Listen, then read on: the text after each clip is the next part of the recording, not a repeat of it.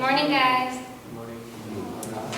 So, today we are at week 8 already, and we're actually at the exact middle of this semester's lectures. So, as you can see, we will be we're learning until the 16th week, and also for Thanksgiving, we don't have it. So today is the 8th week, and we will be learning more about SQL, continue from chapter 4, but this time we'll focus more on querying information instead of creating tables. Right? So today, I guess most of you have your laptop with you. If not, you can write it on the slide. Right? So just don't forget, this week we will need laptops for 3 lectures. And I just want to quickly talk about what's going to happen in the near future now.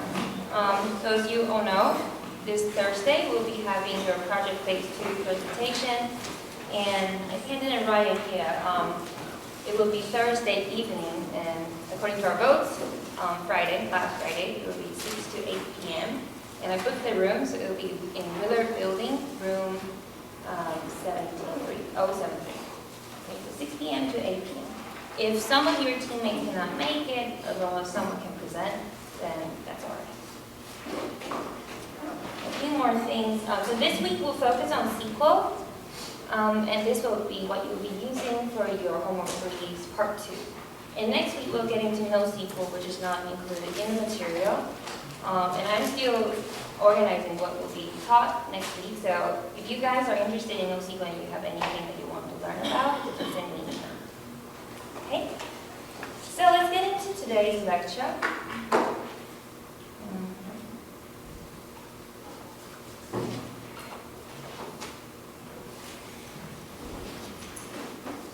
Oh, give me 1 second, that's the wrong one.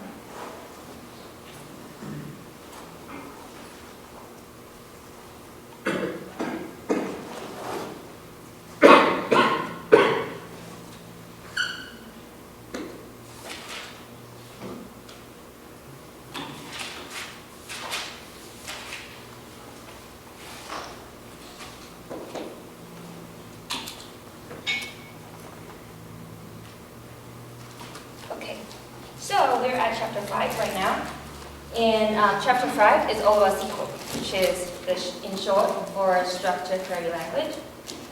And what you will be learning in this chapter will basically include these things. So we will talk about how our queries expressed in SQL. So far we have only learned about really simple ones today. We're still focused on simple basic ones. And then later on we will get into more advanced ones.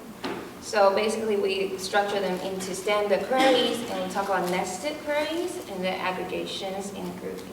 So all these you can kind of map the concept into what we learned in relational algebra. Okay, so I'll talk about how they can interact with each other later. So the schema we'll be using throughout this chapter will be something we're really familiar with, which are the sellers reserving votes, and the instances are also the same. Okay, so you get more sense of familiarity. So these will be the schema we will be using later. And here will be the instances. Okay, so exact same instances we used before when we learned about relational algebra. And today when we work on this, we won't have you don't need to type in, like create a table or anything. Later I'll show you where you can find it. I wrote a script so you can directly copy and paste it onto your machine. So, all right, before we get started, for those of you who have laptops, please connect to your MySQL server, either locally or to the CSE one. I don't mind. Who will be connecting to the CSE one? Okay, so that will take a bit of time. Okay? We'll wait for that. And for those of you who already set up, you can go to Angel. And under the lab folder, there's a script for the lecture 19, in lab script. So you just simply need to copy and paste the whole thing. I'll show you.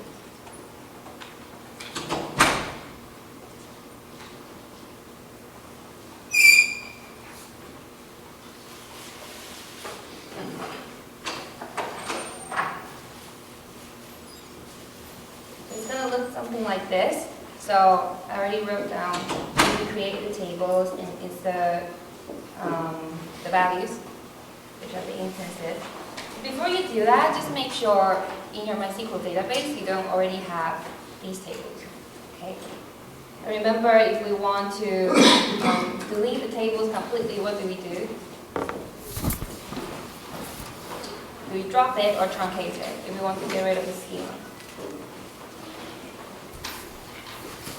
Anyone? So if you already have some tables when you practiced before, stored in your database that are called sailors or boats or reserves, just do drop table and the name of the table. Okay, so you can get rid of it. Otherwise you'll get errors when you paste this on.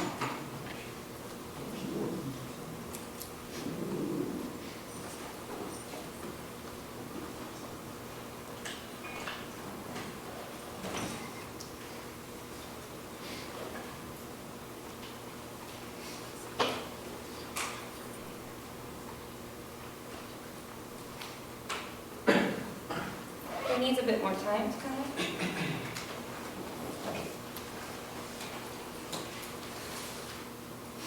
Let's talk about the basic SQL query.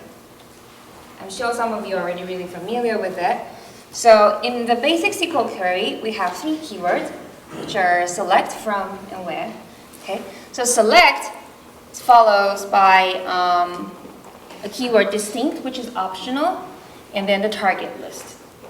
And from follows by relational list, where follows by qualification.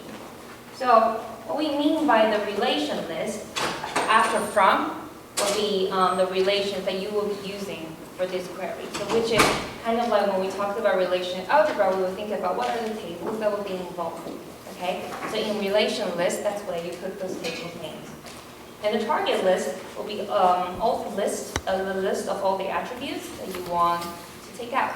So this will be really similar when we do selection in the relational algebra. Okay? So here is a bit confusing because after select is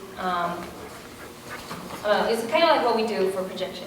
So here is a bit confusing because after select we actually put the attributes name that we want, and that is similar to the projection in relational algebra. Okay? And not the selection in there. Because where the selection actually happens is after where. Okay, where we use some qualification, which are like the conditions we put in the subscript. So remember, in relational algebra, we will have selection, and then we put the qualification for the rows we want. So when you write SQL, don't get confused between the select here and select in relational algebra. Okay? So for the qualification, we're really familiar with it. We put boolean. Right? We use comparisons, and you can connect different terms of the comparisons. And for the distinct keyword, if you put distinct, it means if the result has duplicates, it would eliminate the duplicate. So when we talked about relational algebra, we just pretty much assume the result will have no duplicates. But when you implement it in MySQL, if you have results that are actually duplicates, for example, when we just simply select the seller's age, and maybe 2 people have the same age. When we do it in MySQL without using the distinct keyword, it will actually give us both copies. Okay? So including distinct keyword, we can get rid of those duplicates. Okay, so that's for that. So let's work on the first query. You can take a look. I'll exit out from the presentation here.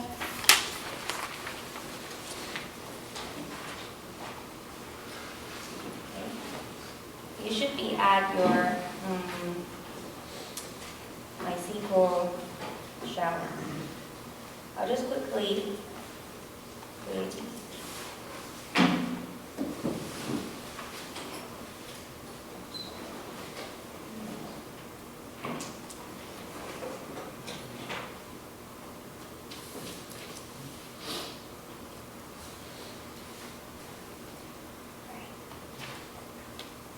So for the first query, this is too small. We'll look at query 15.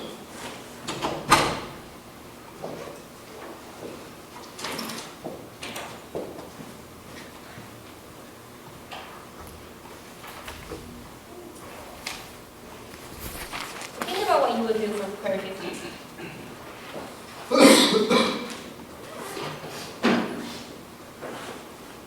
Query 15 is asking you to find the names and ages of all sellers. What would you do? Do you think there's any qualification we need to include for this one? No? And how about what are the tables involved? Only sellers, okay? And how about select? What do we want? What do we want to select from? We want the names and ages, right? So we can directly get it from the sellers table. So what we can do right here is we can do select and S name, age. So here you list the fields you want, okay?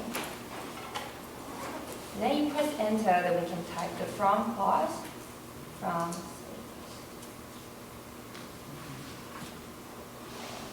When you finish, type in the semicolon, and we hit enter. And here's what you get. Okay. It's extremely simple. We just simply have to follow after the select. We list the fields we want, okay, so which are the columns, and then we talked about which table it's from, and then that lists it all. So here you can actually see for this name, I don't really know how to pronounce it. It's Horatio. Both of them, with the name Horatio, they have same age. So, as we talked about earlier, what do we do if we want to get rid of the duplicate? Distinct. Okay, so you can put distinct right here. Okay, and you put S name, age, and then just do the same thing. Press enter. But here you can see if we didn't do distinct, it's 10 rows in the result. If we did distinct, we get only 9 rows. Okay, so the duplicate is limited.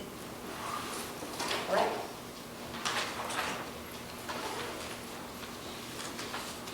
So I don't have the copy of slide with me right now. If I get into a slide that is not for a query, let me know. Okay, so I'll jump back.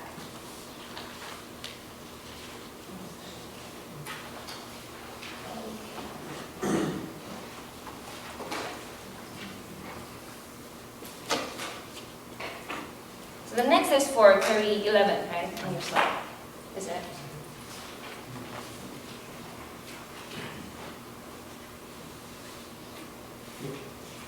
Okay, so for query 11, we want to find all sellers with a rating above 7. So we know select and from are definitely necessary, required, right? How about the where clause? Do we need it this time? Do we include where?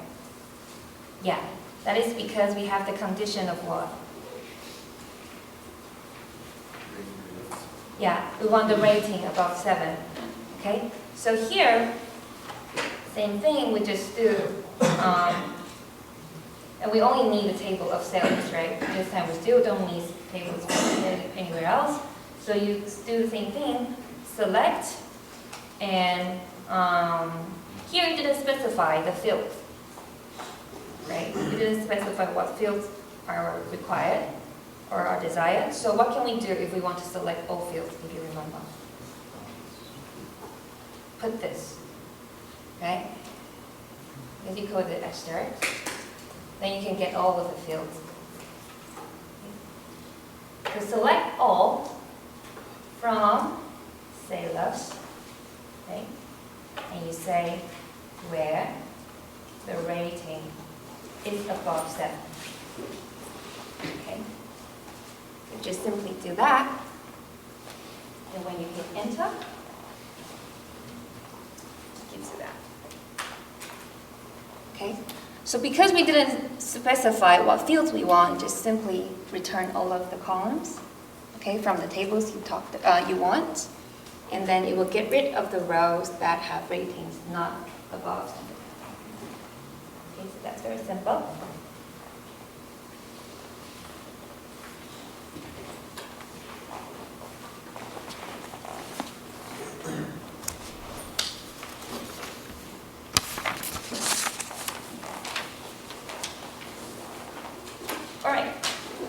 let's think about what actually happened behind all these. Okay.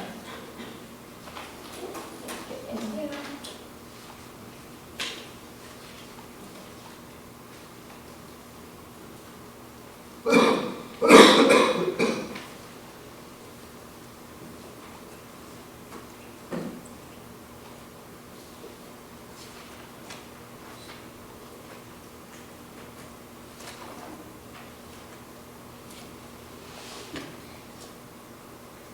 Sorry, everything's kind of slow today.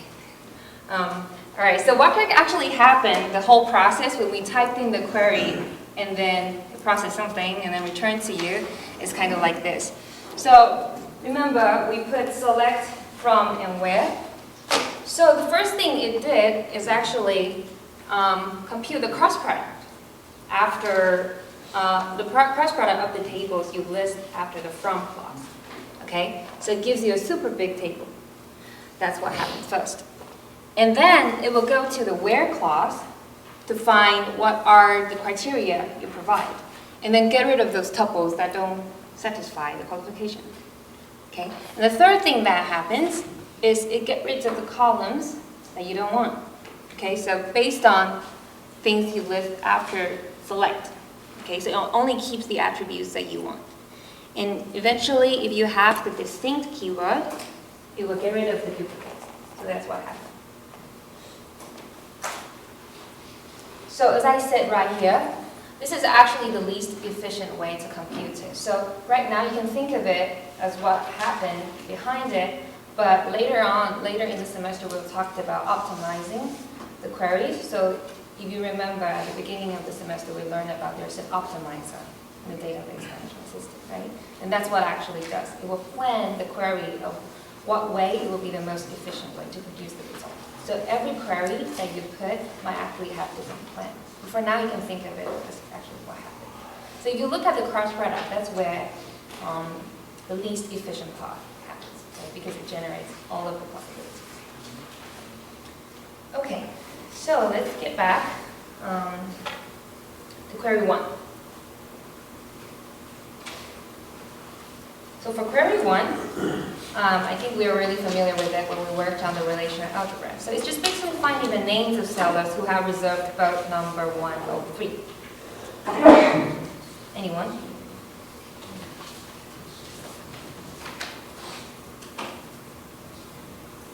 So what tables do you think will be involved this time?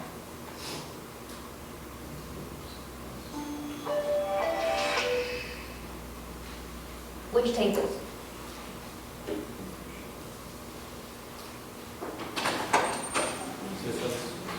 Reserves and sellers. So we actually need 2 this time, right?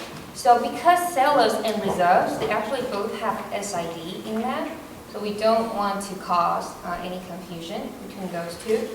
So remember, what can we do when we were doing relational algebra? Remember when we have naming conflicts? We do renaming, right? And for renaming, you can actually give different tables different names, right? So here we will use the similar idea. So here we start from select, but instead of just directly putting S name, we actually put S.S name, okay? Because later on we want to call the sellers S, and we want to call the reserves R, okay? And just remember, the reason we are doing this is because now we have 2 tables, and they both have the field SID, and we don't want to cause any naming confusion. So we select S name from S, and then next, we talked about what is S, okay? So from, we say sailors, and just put S, okay? Put it that way, from sailors, and we call it S. And also, because we want to look at who reserved both 1 or 3. So we actually need the reserves table, correct? So we put reserve and name it R. Okay, so this is how we would do it. So this is what I would normally do. But if you want, I think some people will put us right here. Okay, but to keep it simple, we just leave it like this. Okay, so this is the from clause.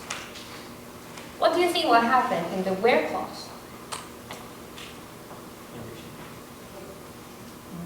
What kind of condition do we want? If we want to find the names of sellers who have reserved about 1 or 3.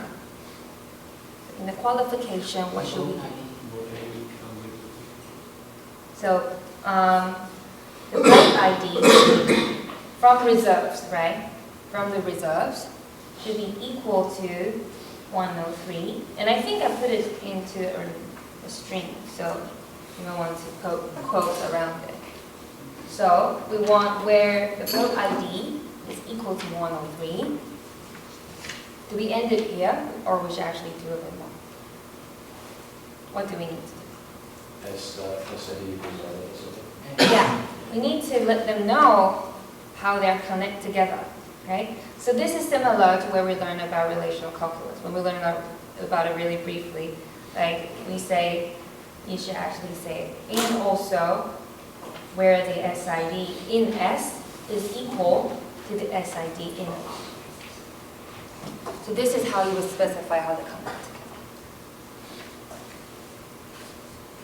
So this is all you need to do when we want to find the names of sellers who have reserved boat number 1. When you're ready, just press enter, and that's what you get. Okay? Because in the select clause, we only want the S name, so we only get one.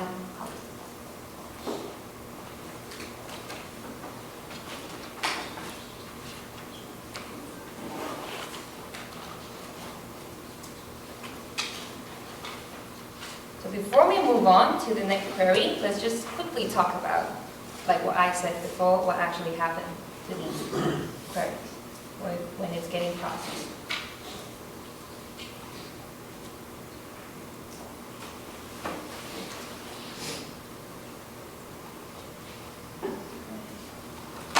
So here, I didn't put the cross product because it's really way too big.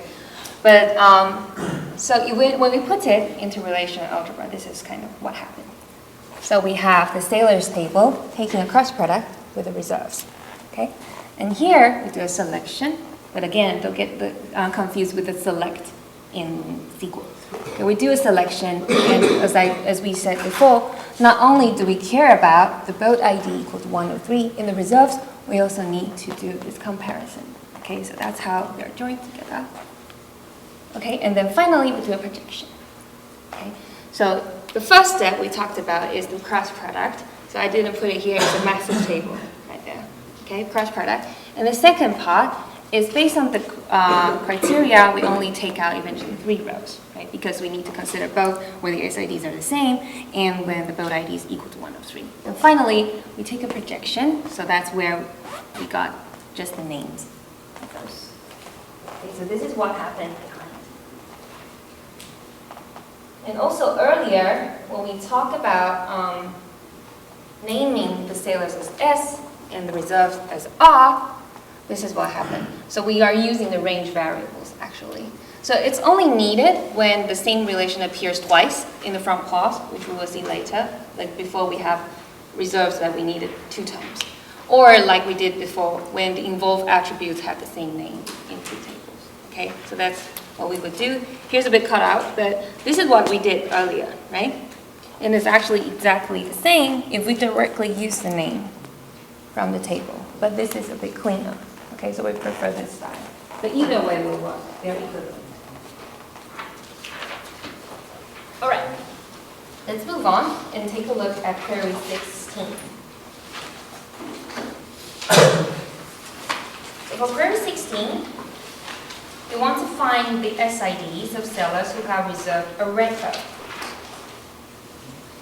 So what tables do you think will be involved? Boats, systems, sailors. We need sailors.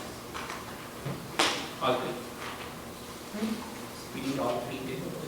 We need all 3 if we only want SIDs of sailors. Okay. So we only, Reserve.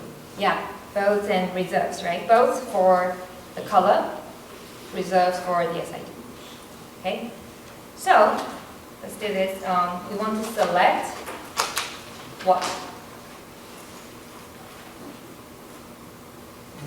Reserve. SID from reserves, right? So let's say later we will name reserves as R. Okay? From, so we talked about two tables, so from both as B and reserves as R. Okay? And this is really similar to the one we just did earlier. So what do you think will happen in the where clause? B dot color is equal to head and B dot PID and R dot PID. Exactly. So here, we first want to say, okay, we want the boats that have color red, right?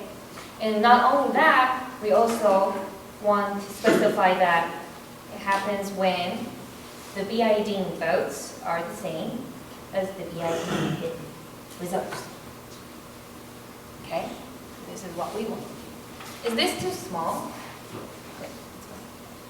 People in the back, it's all right?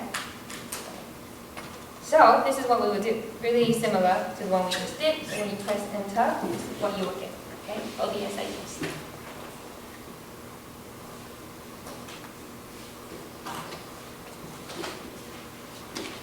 How about query 2?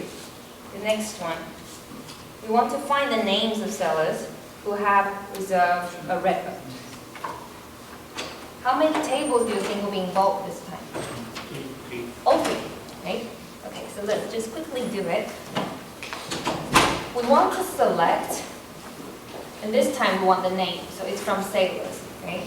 We want to select the name, and we just imagine that later we will name the sailors as S, boats as B, and reserves as R. Okay, so we select S name from S, which is the sailors table, because we need all three. So in a from clause, you just simply put sailors as S, reserves as R, and boats as B. Okay, here it's very simple. We just list down all of the tables that will get involved later.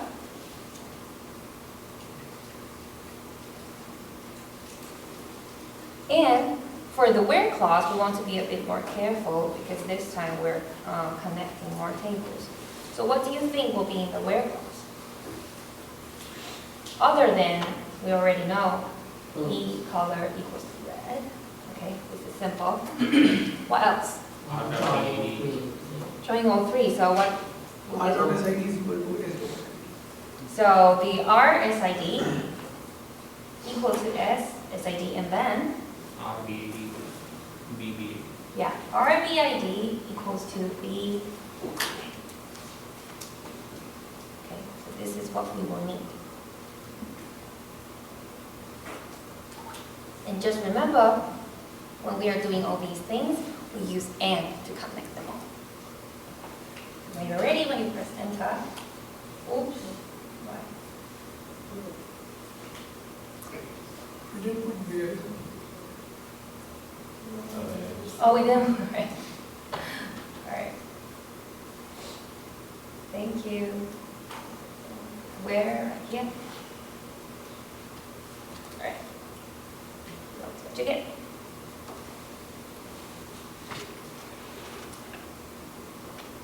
So far, everything is really simple.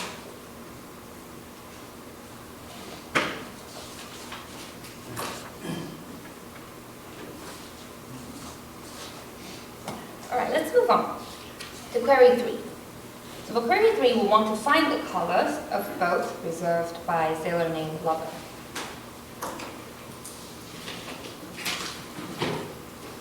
Again, how many tables do you think will get involved? All three, right? Okay. And we want to select the color, so that's from the boat table. So here, we can just simply do, we want to select color from boat. And we know later we will name it as B. Okay? And same thing, we need all three tables. So we just simply type down sailors as S, reserves as R, boats as B. What will happen in the where clause?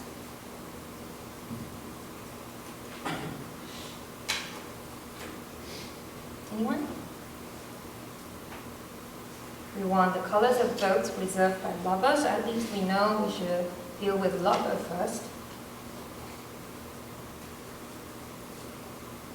So that will be from which table? S. S. And the S name is equal to lover. Okay? That's the first thing we will do. What else? Really similar to the one before. What should we compare?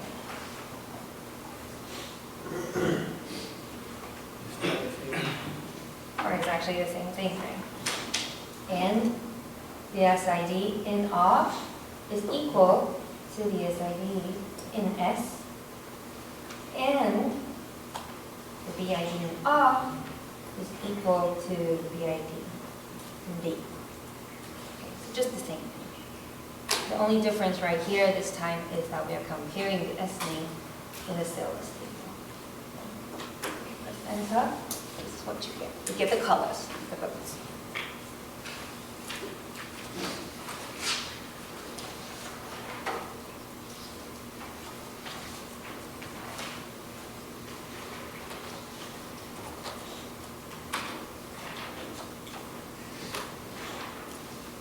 Any questions so far?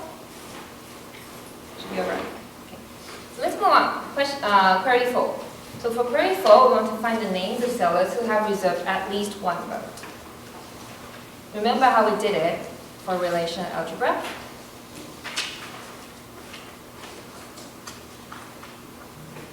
You guys remember? When we want to find the names of sellers who have reserved at least one vote.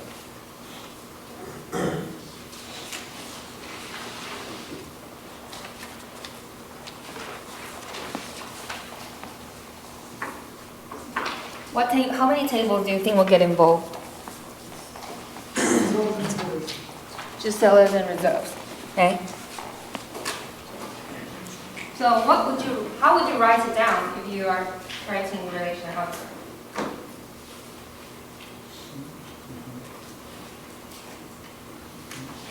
Anyone? Sellers and reserves.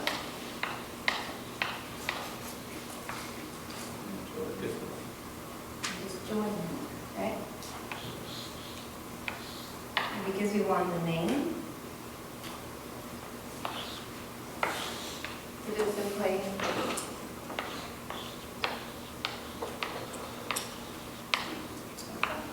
okay. Making it a bit more complicated because we know how this can be equivalent to. So it can actually also be sailors making a cross reference. Like this up.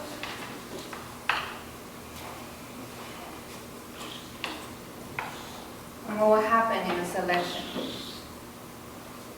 when the SIDs are the same, right? So here, bad practice, but I'll just say when both the SIDs are the same. Here we didn't do renaming, but I'll just assume.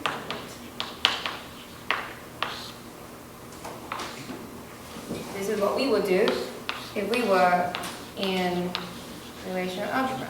So what do you think? What we should do for equal query?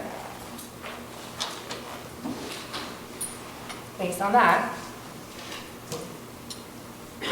So we already know, because we want to find the names of the sellers. Names of sellers who have reserved at least one vote. We want the names of sellers. So at least here is easy, right? S name. Okay, that's for sure. From what? Yeah, from sellers as S and reserves as R. So what happened in the where clause? Just join. R dot SID is equals to. Yeah, just the SID are the same. Right? So when SID, that's it. Really simple. When you press enter, is what you get. And because we didn't put distinct, so we get all of the duplicates.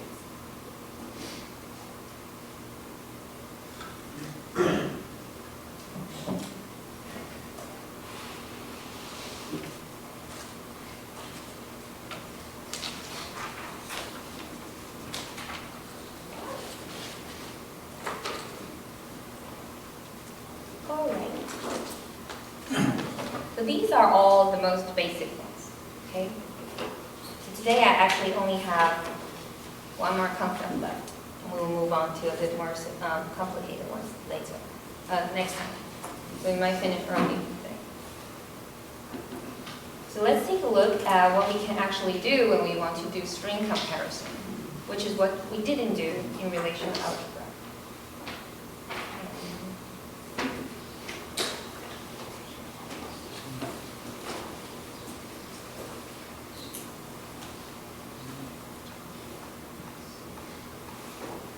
Alright, so we can actually do some string comparison in SQL.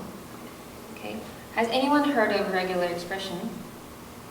So you guys have used regular expression. So this is like the easy version of that. Okay, so we can do some expressions in strings in SQL. So the arithmetic expressions and string pattern matching are allowed in SQL. So later I'll show you what we can do for the us and the equal sign in the SQL. So where the string matching really comes from is we can use like. Okay, so you can compare some string that is like a pattern. Okay, so we can match patterns. So right here in SQL, when you use underscore, let's say any one character. Okay, when you use the percent sign, it's saying 0 or more arbitrary characters. Okay, so these are the two we'll be using. So let's take a look at query 17. We want to compute increments of the ratings of persons who have sold 2 different boats on the same day. This is a bit more complicated. So instead of writing here, I think I'll write on the notepad first, and we can paste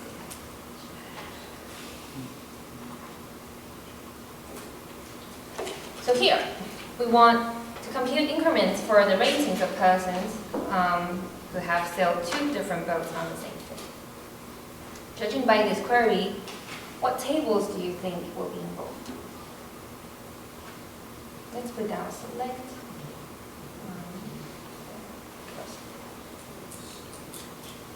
What tables do you think we'll need? Do we need boats at all? We don't need it, right? We just want the result information. And then the rating in the end. So we only need the sailors and the results. Okay? So for now, let's put down sailors, that's S, and result first. Okay? But this will not be how it looks like later. So here it talks about the person who have sailed 2 different boats on the same day. Do you think this is doable if we only have 1 copy of the result? Or we actually need 2 to do that? Okay. So let's take a look. Let's say, okay, imagine we already know we need 2 copies of that. So what you can do is actually, just like we did before, range variable, we do reserve. The first copy is R1, and the second copy, we just name it R2.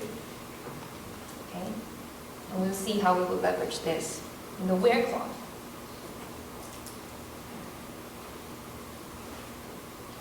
So before thinking about how we would join the sailors and the reserves table together, let's take a look. We want to find the sailors who have sailed 2 different boats on the same day. So what you can do is actually, when you say the R1 day is equal to the R2 day, because we want the information where it's on the same day, right? And it also says so 2 different boats. So what you will want to do is to say, and when the boat is different. Okay? So in SQL, when you want to do not equal to, you do this, less than and greater. Okay, this is the not. Kind of weird. So, when the BIDs are different. Okay, so again, in the where clause we say, okay, we have 2 copies of reserves now. In the 2 copies, I want to find those tuples where the days are the same, but the BIDs are different. But what are left? We can't just do this, right? We need to join the sailors table with them. So actually what we will want to do is to join the sales table with each of them. All right? So what should we do if we want to join the sales tables with each of them?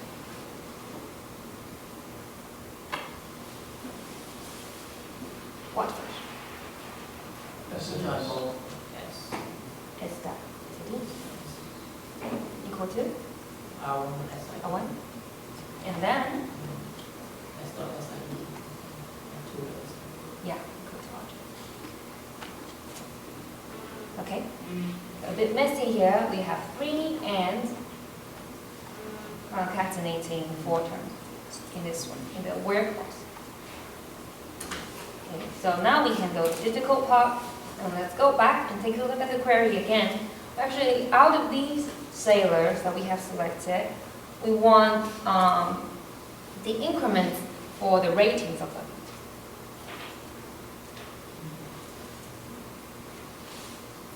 And that's kind of weird, right? So in the query, it didn't say so, but let's just say because we want rating information afterwards, so let's also select their name so we know what are those ratings mapping, who are those ratings mapping to. Okay? So let's say we want the name, even though in the query it didn't say so. So it wants the increment of the rating, so what you can actually do is do some little computation in the select clause.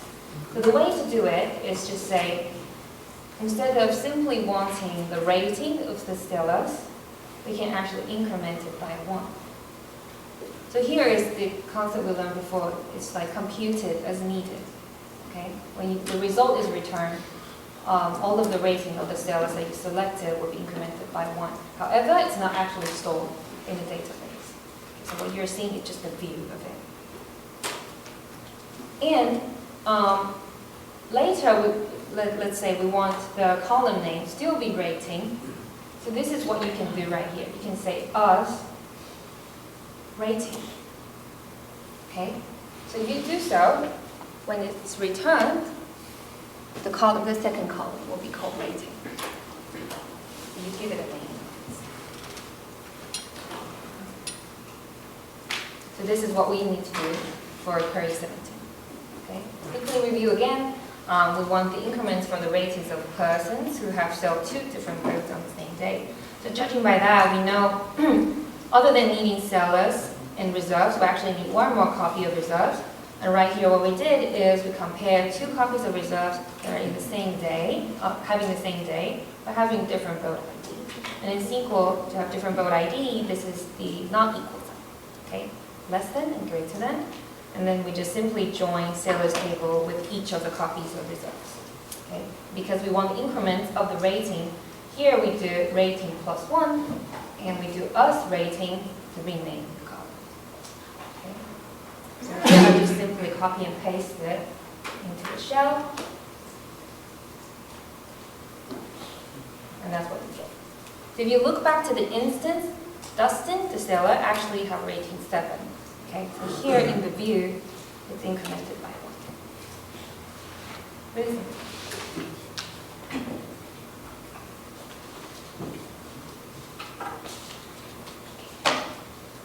Then the very last query for today. Any question for this one? All right. Okay. So that one demonstrated and the expressions and string concept, the us. Okay, and also computed as needed. And for query 18, we will try out the string matching. So we want to find the ages of sellers whose name begins and ends with V and has at least 3 characters. So here it begins and ends with, yeah. What do you think we will do? I'll keep this here and then type query 18 below.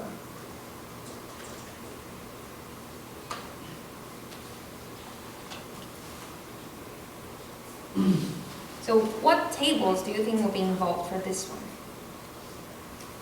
We're only thinking about ages. Only sailors. right? We only care about the ages if there is no reserved information needed. So from here, we only want the sailor. And just as good practice, even though there's just one, we still name it as S. You don't have to do it though. And really simple, we want the age of the sailor, right? So we just simply say select age from S as this tells us. So what do you think we would do for the where clause? We want to find the sailors whose name begins and ends with B.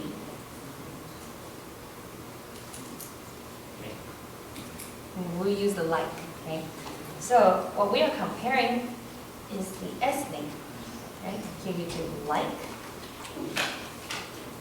Then after that, we can put the pattern, with the string pattern you want to match.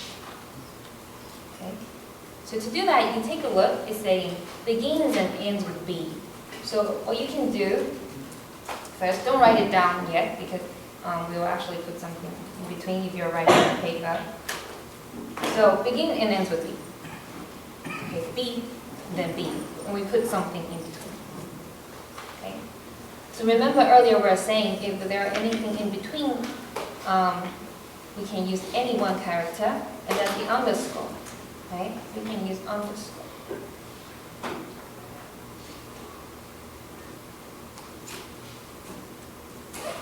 And then, because we can actually have at least 3, right? So we can have more than that. So we use the percent. So right here I made it a bit confusing, but if you only use percent sign, then only 2 characters will be allowed. And the reason we're using the underscore is because underscore will make it to be at least 3 characters. Here we already have 2 characters, right? And the underscore right here is like at least 1. It cannot be no character right there. So that's why we use this to make sure that we have at least 3 characters. And here is the 0 or more. So them together, make sure you can have more than 3, at least 3. So that's how you would do this rematch. And as you can notice, we didn't talk about uppercase and lowercase, right? So it's not taken care of here. You can just simply use uppercase B for both sides. But later you will see what will get returned will actually have lowercase in it. So copy and paste it. Oh, it didn't show, but yeah, Bob was the one. Okay, and then returns the H. So that will be the queries for today. And before we go, just want to remind you again, the presentation is this Thursday, 6 p.m. to 8 p.m. at Willard Building, 073 room. And you will need to turn in the project reports at the presentation. Why don't you use percentage today? Oh, because if you only use the underscore, it's saying 1 character. Exactly 1. Exactly 1. So for the percentage, it can be more than that. At least 3, at least 5. So you put 3 underscores. Oh, that will be exact 5. If you put 3 underscores, there'll be B, something, something, something, and B. And then percentage, I mean B, 3 underscores, percent B, and it is at least 5. Yeah, that's it. Okay, and then homework is posted. Okay, so it's due next Friday. Right, that's it. See you on Wednesday.